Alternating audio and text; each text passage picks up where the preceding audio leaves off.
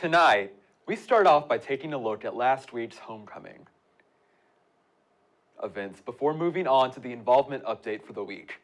Then, we'll inform you on Auburn's Arts Association as well as the library's fun fall events for October.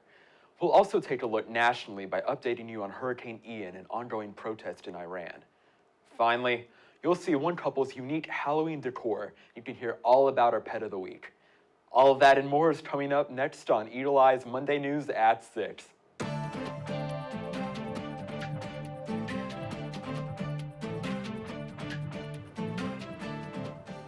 Good evening and welcome to Eagle Eye News at 6. I'm Nicholas Wetzel. And I'm Jillian Byers. Auburn's Homecoming Week kicked off last Tuesday with its annual Homecoming Week kickoff, where each Miss Homecoming candidate had a brief moment to speak in front of their supporters. Eagle Eye's Phillips has more. On Tuesday, September 20th, Auburn University's Miss Homecoming candidates and their supporters gathered behind Cater Hall to kick off Auburn's Homecoming Week. Introduced by Pepper Miller, the Student Government Association's Executive Director of Elections, all 5 candidates had a couple minutes to speak about their platforms and goals to achieve if elected as Auburn's Miss Homecoming. The day following Tuesday's kickoff to Homecoming Week, Miss Homecoming candidates spent the day tabling on the Haley Concourse. Campaigns culminated in Miss Homecoming voting day that took place from 7 a.m. to 7 p.m. on Friday the 23rd. Following a successful week of campaigning during Homecoming Week, Auburn's new Miss Homecoming was announced at halftime during the Auburn Tiger versus Missouri Tiger homecoming football game. Congratulations to our new Miss Homecoming. This has been Blake Phillips, Eagle Eye TV. Now, we turn to Coleman Turnipseed, the Auburn SGA Vice President, for a weekly update on what the Student Senate is working on to improve Auburn's campus. Let's take a look. Hi everyone, my name is Coleman Turnipseed and I'm the SGA VP. This week in the Student Senate, we had no current orders. However, we have 12 future orders to be voted on during next week's meeting.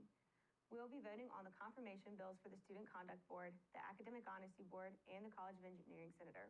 We will also be voting on and discussing the budgets for all the different student activity organizations this week. If you weren't aware, the Student Senate Budget and Finance Committee handles the allocation of all the student activity fees and allocates them to all the different student activity organizations across campus. The Student Senate is held every Monday night at 7:30 p.m. in the Melton Student Center, room 2222. All are welcome to come and watch and voice their opinions or make comments during open forum. That's all for this week, and I will see you next week on the Senate. Searching for some fun activities for the week and cool ways to get involved? Well, look no further. Involvement Ambassador Abigail Bailey is here to give you the scoop on all the activities and events you can get involved with on campus this week. There you go, guys. My name is Bailey Blake, and I'm here with your involvement update. The first update I have for y'all is that this is the last week of First 56. UBC has been putting over 500 events for the first 56 days on campus for students to be able to try out different things on campus to get involved in. This is our last week, so make sure to check it out if you haven't already. Next up is our Fall Involvement Fair on Tuesday, September 27th from 10 to 1. This is a great opportunity to browse new organizations and figure out where you want to plug in on campus. If you're already in an organization, I would also encourage you to reserve a table to get the word out to potential new members. Next up is a workshop to help you manage your mental health stress. Enroll in first year career and development services. It's an interactive workshop where you learn how to use positive psychology and help with self-habits. Regulate your mental health and well-being. Visit will be held in the Melton Student Center, 2222, from 3 to 4:30 p.m. on Thursday, September 20th. And just as a reminder, AU Involve has lots of information about everything going on around campus. So I encourage y'all to check that out for more involvement opportunities. If you have any questions,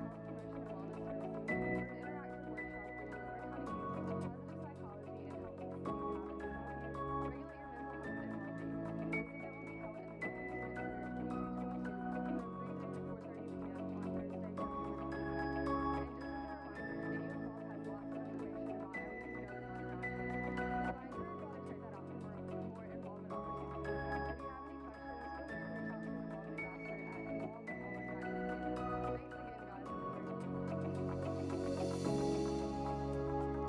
and Merry When we return from this short break, we'll tell you all about last week's homecoming parade. Then, you'll hear about Auburn's Arts Association and the library's fun October events. You're watching Eagle Eye News at 6.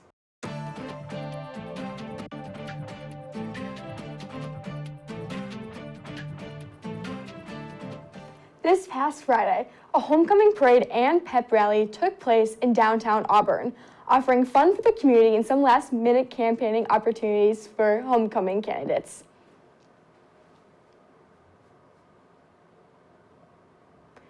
Eagle Eye's John Carter has the coverage.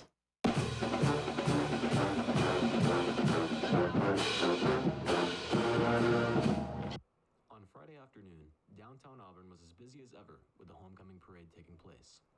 With appearances from the Auburn Marching Band, student groups, local vendors, and more, the parade was a great experience for everyone who attended. The celebrations didn't end there, though. Shortly after the parade, there was more to do at a pep rally on Sanford Lawn.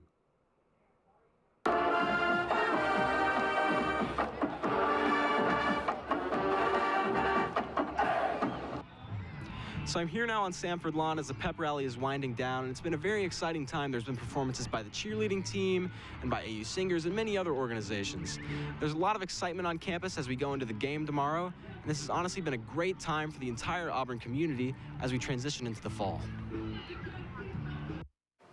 Auburn Arts Association for the special exhibition dedicated to Auburn artist Hugh Oliver Williams will be displayed at the Jan Dempsey Community Arts Center from September 21st through October 27th. The exhibition will present a selection of wire drawings by the late Hugh Williams. The works are performed with large drawings on paper and large three-dimensional wire pieces. Hugh Williams graduated from Auburn University with a Bachelor of Applied Arts degree. He joined the Auburn University art faculty in 1957 and was named the Alumni Professor of Art in 1987. Hugh Williams' own work ranges from painting and drawing to mixed media sculptures. He once said, "If you're not willing to take the risk, you stop learning, and it is important as an artist to take on new adventure." For more information, contact the JDCAC at 334-501-2963. The Tony Libo Rain Culinary Science Center was officially dedicated this past Thursday.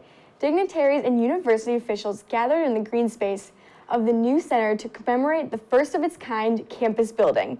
Susan Hubbard, Dean of the College of Human Sciences, said, "An academic center unlike any in the world, one offering an elevated hospitality management education to students and elevated hospitality experiences to the visitor, giving the world an opportunity to see Auburn like before." To be recognized as a world-class hospitality management education facility at Auburn University is such an honor for the school, and reputation will be remained for the faculties as students as well. The Auburn Public Library is gearing up for Halloween by hosting a lot of spooktacular events in the month of October. What does a spooktacular event consist of? The spooktacular event is free for all the public. There are 5 events being hosted in October, and the names are each the Not Too Spooky Magic Show, Creepy Crawlers, Posh Pumpkins, Paranormal Library Lockdown, and the Ghoulish Gala. If you are planning your month of October, please block out these specific dates that the events will be taking place on Auburn's campus: October 4th, 5th, 13th, 20th, and 27th. If you have any questions or want further information, email libraryevents@auburnalabama.org or call 334-501-3296. Also, some of these events are taking place at the RBD Library. RBD Library, which is the home for studying for Auburn students, is celebrating its 75th anniversary. Thank you, RBD, for providing us with great study moments and time to bond with our peers. If you wish to visit the library, the address is 749 East Thatch Avenue. If you're part of the Jewish community, some important holidays are approaching that you might have heard about. The Jewish New Year, Rosh Hashanah, is here, and it symbolizes forgiveness, peace, unity, and atonement. Happy Rosh Hashanah! The Hillel at Auburn University is here to educate and celebrate the Jewish culture. They will be giving more information on ways to commemorate Yom Kippur, about the holiest day of the year for the Jewish community. This holiday encourages followers to fast, prayer, and confessions. Happy Yom Kippur. When we come back, we'll update you on Hurricane Ian, along with ongoing protests in Iran. You're watching Eagle Eye TV's Auburn News Leader.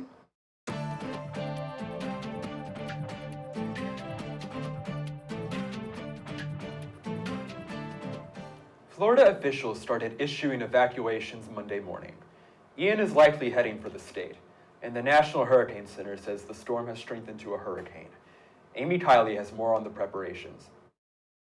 We certainly don't want to be on the main stage of Ian. Florida officials say evacuation orders could start early today in preparation for Ian. That's especially important for people who need extra time. Potentially assisted living facilities, nursing homes, maybe even some hospitals that might be in harm's way.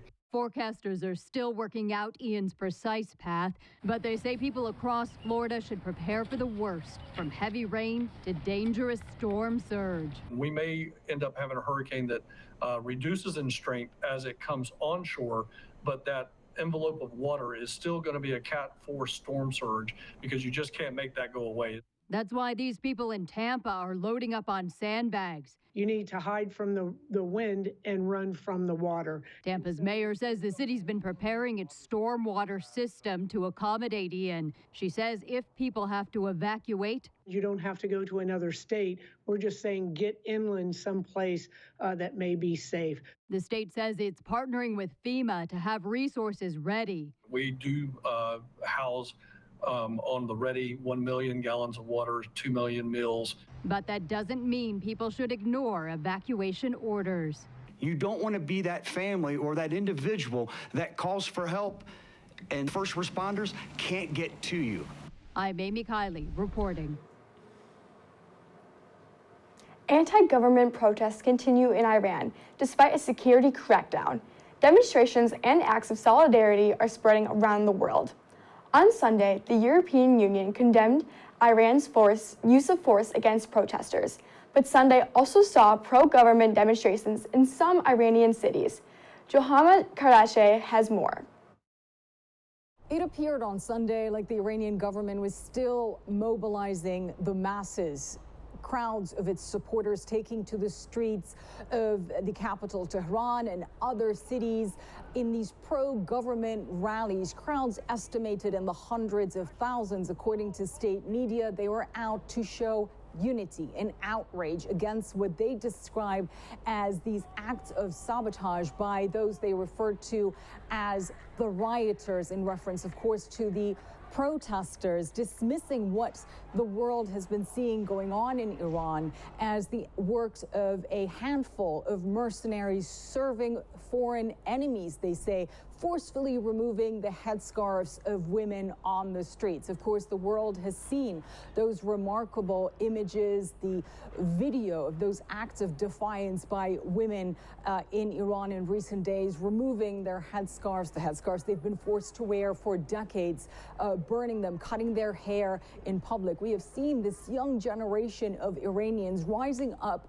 on the streets demanding freedoms and rights that they have never had. But it appears that the government is continuing to dismiss what is going on as a foreign conspiracy to destabilize the Islamic Republic. We have heard President Ibrahim Raisi on Saturday saying that they must be dealt with decisively.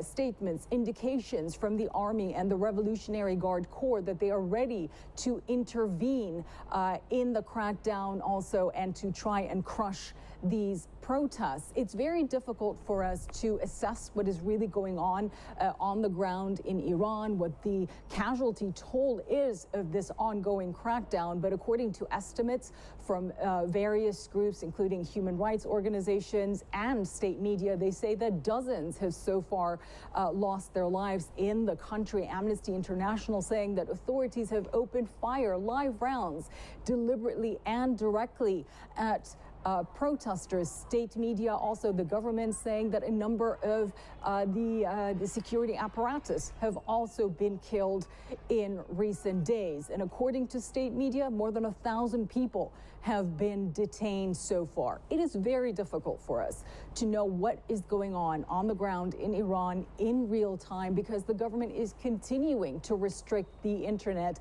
and to block social media platforms. So it's very hard to assess how big, how widespread the protests still are. But on Sunday, despite the restrictions on the internet, we began to see video emerge of protesters back out on the streets. With nightfall, more defiant protesters back out in the capital, Tehran, and other cities, chanting the now familiar slogans, "Death to the dictator," and "We are all together, we must not be afraid." Jumana Karachi, CNN, Istanbul. Countries bordering Russia are reporting a stark uptick in border crossings. That comes amid fears growing over Russian President Vladimir Putin's mobilization plan. Matthew Chance reports. Suddenly, an exodus across Russia's borders.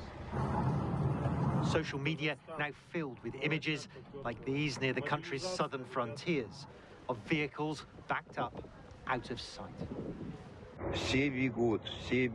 Everyone is on the run from Russia, the male voice says. Endless cars, it's mind-boggling. In the west, towards Finland, border officials also reporting significantly higher traffic. Nearly 5,000 crossing in a single day, and more expected by the weekend, as Russians make for the exits. Across Russia, there's a growing sense of alarm, even anger, at the call-up of reservists to fight in Ukraine. More than 1,300 protesters have already been detained, many of them women, terrified their husbands and sons will be killed. I've got 2 kids of conscription age, says this protester. I brought them up alone, and I don't want to lose them, she cried. And for what, asks her friend. Yeah, just so they can kill the sons of other mothers, she answers. But the mobilization is taking place regardless. Images of reservists like these boarding a military transporter in the Russian Far East show how many are heeding the call to arms.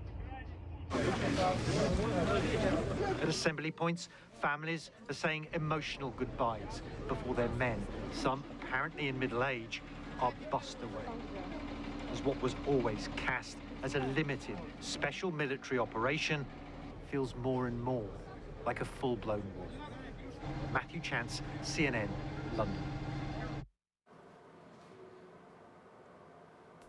When we come back, we'll give you the sports update from last week with Vince Wolfram. You're watching Eagle Eye TV, Auburn's news leader.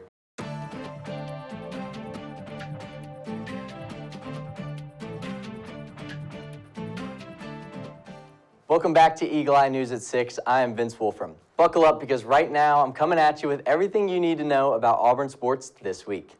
Auburn football kicked off SEC play on Saturday at home in a close game against Missouri. Auburn squeaked by with a 17-14 win in overtime.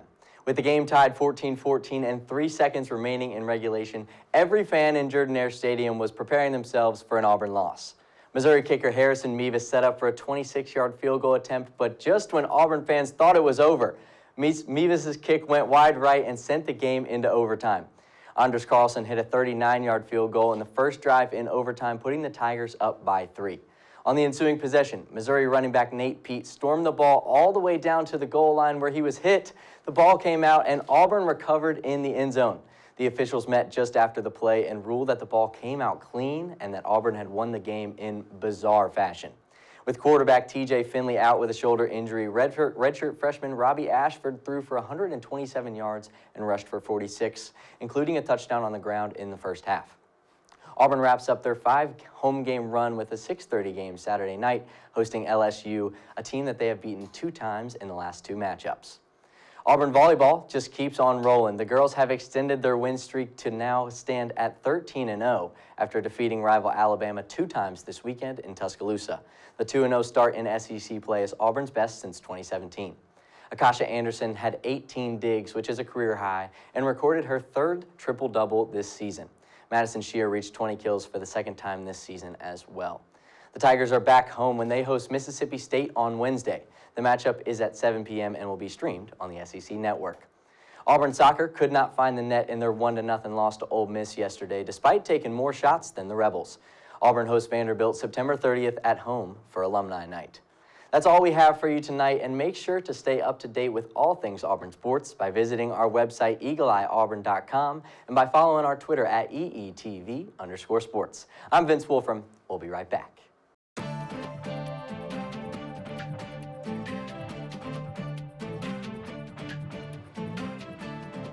A spooky Halloween decoration in Illinois looks like it's levitating. It was created by a couple who say they were inspired by the hit Netflix series Stranger Things. Garnet Terry asked the couple how they made it float in mid-air, but at least for now, they're keeping that a mystery. The clock's ticking to finish sprucing up the final touches of Halloween decorations at this house in Plainfield. How many do you need? Dave Appel and his wife Aubrey go big every year. You started when? How early? August 1st. Yeah. August 1st.